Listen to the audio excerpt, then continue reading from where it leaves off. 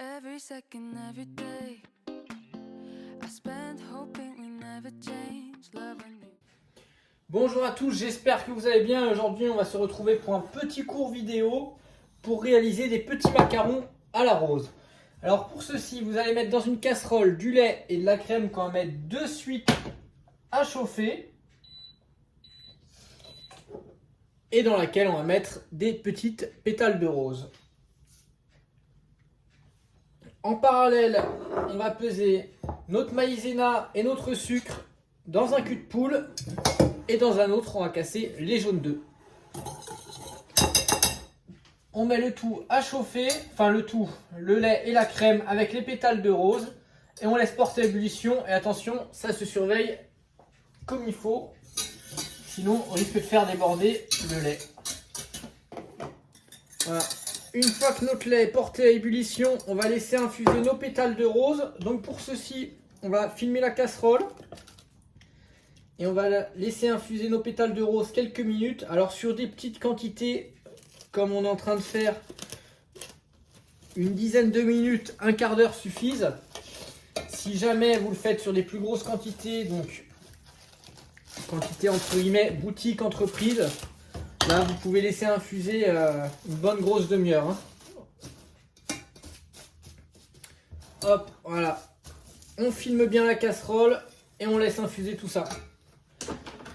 Une fois que tout ça a infusé, on va pouvoir chinoiser donc notre lait avec la crème et les pétales de rose afin de retirer les pétales.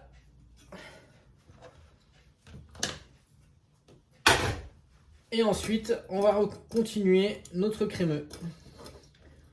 Voilà. Faites bien passer le lait à travers les maillons du chinois.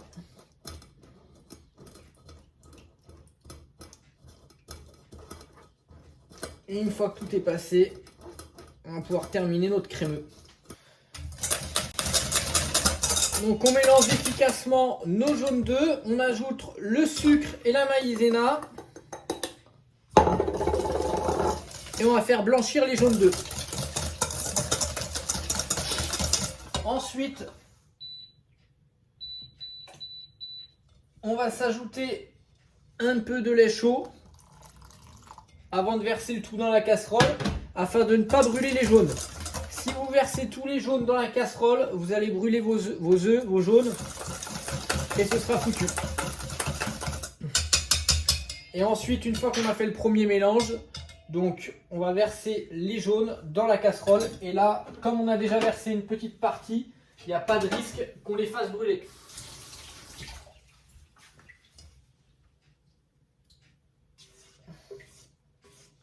Vous voyez, on corne bien le plat. Toujours bien corner les culs de poule, très important.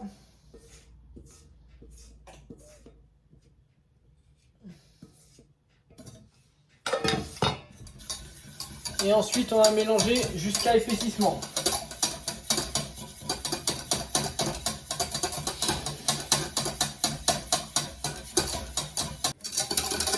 Une fois que le crémeux a commencé à bien s'épaissir, donc on a mélangé efficacement pour pas qu'il brûle, évidemment. Faut pas que ça accroche dans le fond de la casserole, vous voyez. Interdit. On va pouvoir mettre le beurre. Le beurre, ça va rajouter du brillant à notre crémeux et de l'onctuosité. Ok, ça c'est les propriétés du beurre en pâtisserie, c'est très important. Donc on met le beurre, vous pouvez le mettre en petits cubes froids, c'est pas grave. Ça va fondre tout seul et de temps en temps vous mélangez.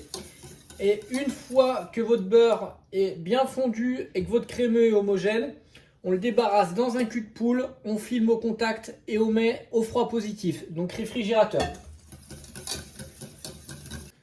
On passe donc de suite aux coques de macarons. Donc pour les coques de macarons, vous allez avoir besoin du temps pour temps avec le colorant en fonction de la coque. Donc là, colorant rose, forcément, puisqu'on part sur des macarons à la rose.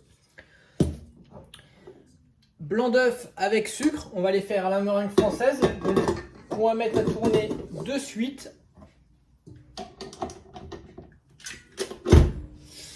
Et l'autre partie des blancs d'œuf qui va aller avec le temps pour temps et qu'on va mélanger.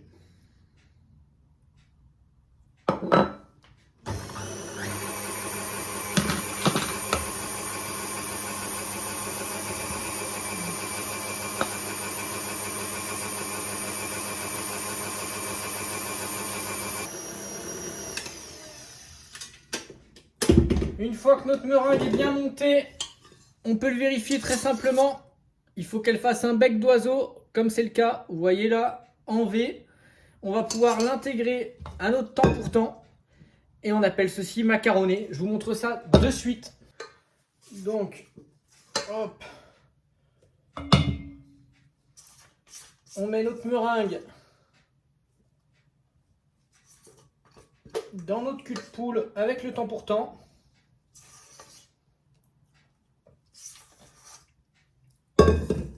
Et on vient l'intégrer délicatement comme ceci. Donc le terme pâtissier, c'est macaroné.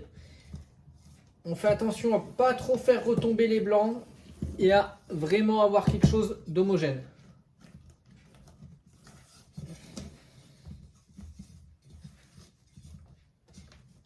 Alors, pour la petite histoire, il n'y a aucun goût sur les coques de macarons. Le goût, c'est uniquement dans le crémeux. À chaque fois, on cherche vraiment à avoir ce goût amande. Pas le goût dans la coque, c'est uniquement le goût de l'amande.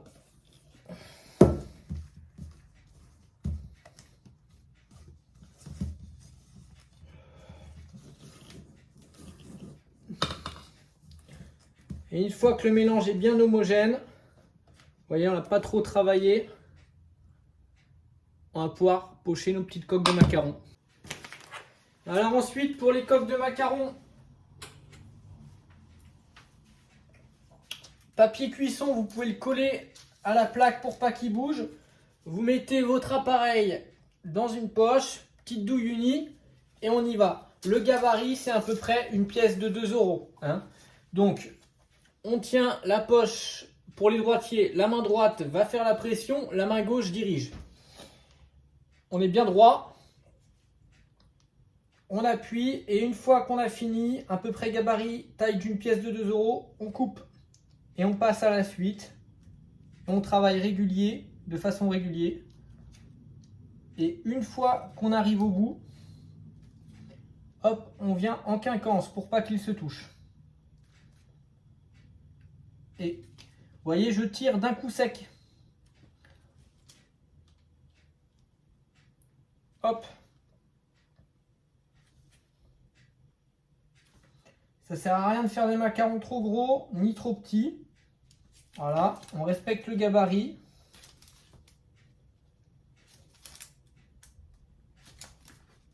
Et on vient couper à chaque fois.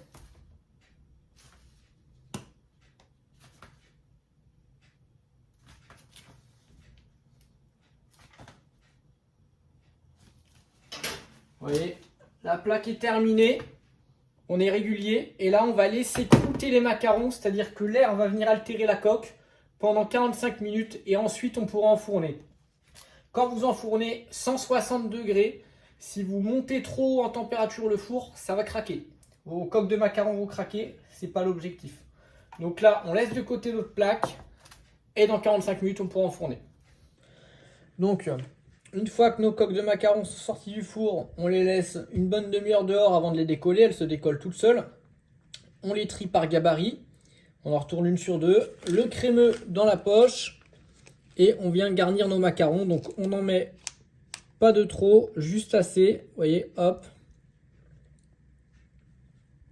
Et on passe au macaron suivant. On essaye d'être bien régulier, de partir du centre. La poche bien droite.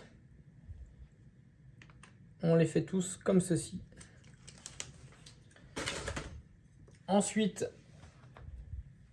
on vient plaquer le dessus et terminer nos petits macarons à la rose.